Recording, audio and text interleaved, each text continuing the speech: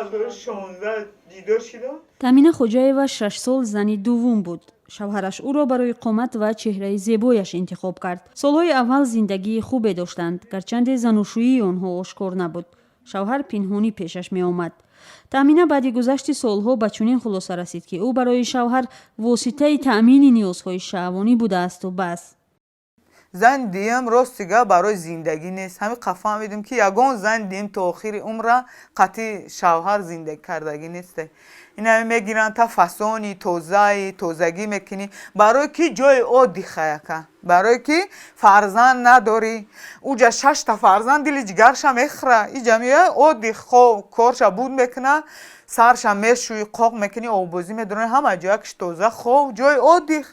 زنی توزه نمیخواه که فیگورش ویران باشه. سرمایه برای خریدن خانه هم جمع کرد. با کمک شوهر به یک منزل نو ساخت. برای خرید منزل پول خود را سرمایه گذاری کرد.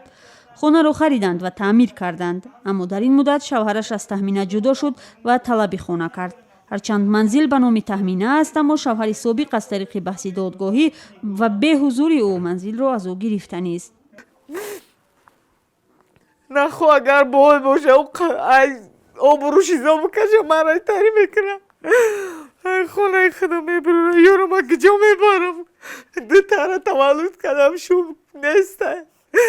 سودی اولی تامینه به خاطر فرزنددار شدن با مرد دیگر نکاح کرد و در روسیه از طریق ایکو یا باردارکنی صنعی از شوهری نو حامله شد و از طریق جراحی دوگانیک تولد کرد. اما در همین وضعیت نیز شوهری اول دامن او را رها کردنی نیست و میخواهد منزلش را از تهمینه بگیرد.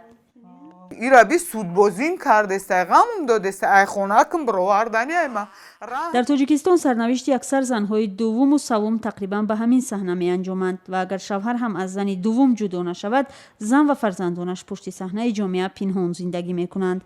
آنها نکاحی رسمی ندارند و در اکثر مورد این مشکل باعث نقض حقوق و از حمایت قانونی کنار ماندنشان می گردد. مشکلیش همین که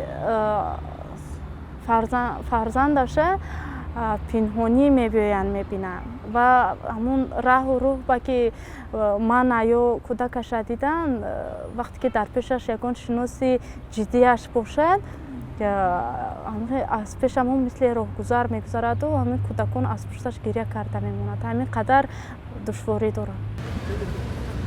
تقریبا 50% زنهایی که به مرکزهای باوری و مطبوعات برای رسیدگی به مشکل خانوادگیشان مراجعت میکنند زنان دومند. اکثری آنها با مشکل مالی روبرو میشوند و یا زن اول از مناسبتشان آگاه شده شوهر را از زن دوم جدا میکنند و یا شوهر با گذشت 30 سال از زن دوم دل سرد میشود.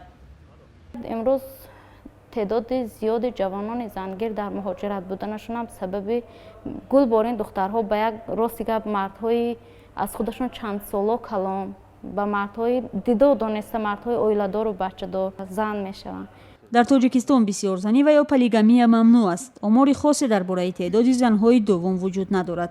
تحقیقات خاص هم در این باره انجام نشده است.